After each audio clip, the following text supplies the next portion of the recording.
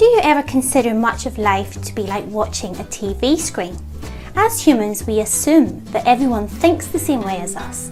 We have no reason to question otherwise. But many people with blue shades report experiencing the world in surprisingly different ways to those around them. In this video, we will take a look at the colour blue, both from the perspective or point of view of people with red or yellow shades, and also from the perspective of several people with blue shades. Are you ready? Hi, I'm Lydia, doctor, psychology assistant and mother of young children with autism. Welcome to Neurodiversity and the Three Primary Colours, a space where you can understand more about diversity in the minds of children and adults and find some must-have psychology hacks that will help your family, school or organisation run more smoothly today. Many people with blue shades differentiate between those who know about autism and those who think they do. Why might that be? Well, as humans, we are very good at making assumptions about the reasons underlying the behaviour that we see in others, and we have a habit to blame the personality or character of the person rather than other factors. On top of this, for people with red and yellow shades, the colour blue can seem very confusing, making it much easier to assume there must be some bad motive behind the behaviour that they are observing. How do we fix this? By seeking to understand the colour blue from both perspectives. This is so vital if we are to communicate well together in a neurodiverse world. Stay with me as we look at four main aspects of the colour blue, but before we do, make sure to stay tuned to the end to find out how you can help us better understand the colour blue. Currently, people with red or yellow shades describe people with blue shades as having difficulties with social interaction. From this perspective, children or adults with blue shades find it hard to intuitively understand the social meaning behind the behaviour, language or expectations of those with red or yellow. So for example, an individual with blue shades may not intuitively pick up on the social meaning behind the body language of others, or may fail to pick up on the social meaning of what others say, instead interpreting what is being said in a more literal way. Or similarly, they may not realise how their own behaviour or words carry hidden social meaning for others. What about the perspectives of someone with blue shades? Well, firstly, many people with blue shades describe an awareness from a young age that they are different from others. As Becky says, I'd always felt like I was never in touch with other people. Even as a child, I used to ask my sister if she felt like she was on a different wavelength to other people, but I could never put my finger on it. And Jack states, it's quite obvious I'm different. I am a breed of human, like a tiger is different from a lion. I know of only one other person who is even slightly like me. I understand them, I can see their thinking. And then we have Robert, who says, I feel lonely even when I have others around me. I feel different from other people. I've never met anyone else like me. Other people misunderstand me and my choices. They have made assumptions about me and have judged me accordingly. Lazy, stupid, psychopath, narcissistic. Other people with blue shades describe a sense of separateness from others or from the social world, almost like their own inner world and the social world around them are like two separate entities. I've heard several people with blue shades describing the social world to be a bit like watching a TV screen, such as Rachel, who describes her mind to be a bit like a house with separate rooms. The living room is her internal world, representing her own ideas and thoughts. And in a room next to this, there is a TV, which represents incoming information from the social world around her. Rachel goes on to describe how incoming information gets stored here and then requires processing in what Rachel calls her engine room. Processing this information from the outside or social realm can at times be overwhelming for Rachel. Rachel does describe having learnt over time to separate her ideas room from her engine room, something that she has not always been able to do easily. Peter also describes having to navigate expectations for the social world around him, but this time by using literal lights that he sees in his mind's eye.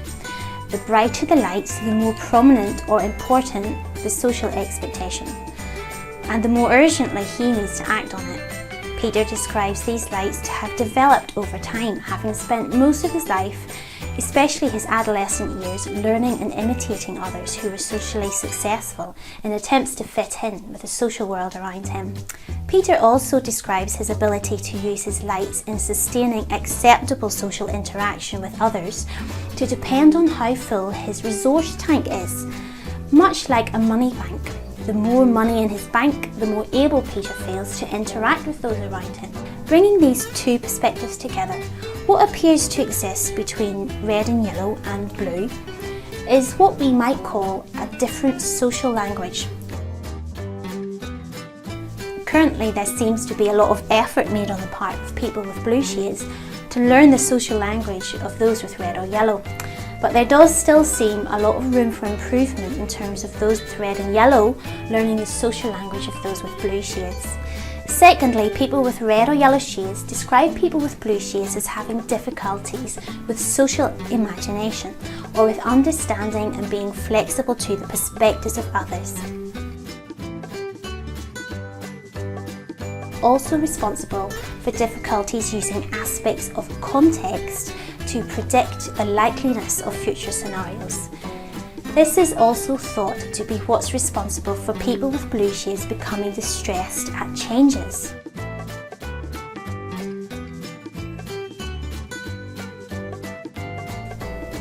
What's responsible for the need for sameness or routine, or what's responsible for the need to know often detailed information on what is going to happen on a daily basis, but especially when it comes to new or unfamiliar situations. But what about the perspective on this of people with blue shades? Well, interestingly, this seems to be less about problems understanding others' perspectives and more about how information is processed, laid down or categorised in the brain. Peter describes his interpretation or processing of everyday information to be like him laying down concrete. When something new happens, something that is contrary to how Peter has conceptualised things or different to how Peter has laid down his concrete, this requires Peter to completely reconceptualise or rip up that concrete that has been laid. Something that's not easy and is highly frustrating, and something that can't just be done at the drop of a hat. Peter also describes daily changes to be a bit like having a motorbike crash, where he is travelling at high speed, then suddenly he is forced to change direction. This concreting or laying down of information is also described by Rachel. Let's look a little closer at Rachel's engine room. Rachel describes how after information gets processed by the engine, it gets allocated to a things to remember box. Then interestingly, Rachel also states, because I have a remember box, I have to have a forget box so that stuff is just not lying around. This is interesting because it is like Rachel is describing how information must be categorised in some way. Much like Peter's explanation, information must be concreted. It cannot just be left lying around. Rachel also describes changes to be highly frustrating, stating them to be like suddenly being handed completely different design plans to a building that you had already started preparing materials for in response to a previous design. Rachel describes her needing to know future plans to be an attempt to avoid such changes. And then finally back to Peter, who illustrates in this picture his need on an ongoing basis to have a big picture or map of what is ahead. Information or details ahead of time on what is going to happen allows Peter to map out for himself what is ahead. Otherwise, looking into future situations can feel clouded and unpleasant. It is interesting to hear Peter and Rachel's explanations of why change is hard for them, of why routine and sameness and detailed information about future situations is appreciated. This idea of concreting or a need to firmly lay down incoming information in categories or concepts may also explain why it can look to others like some people with blue shades struggle to understand the perspectives of other people.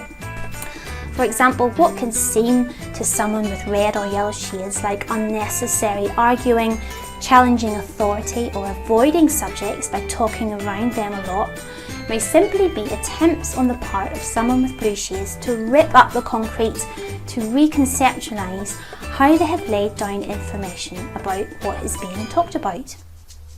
As Jack describes it, it's almost as if I am speaking a different language, or that I am communicating at a conceptual level that is just very, very, very different.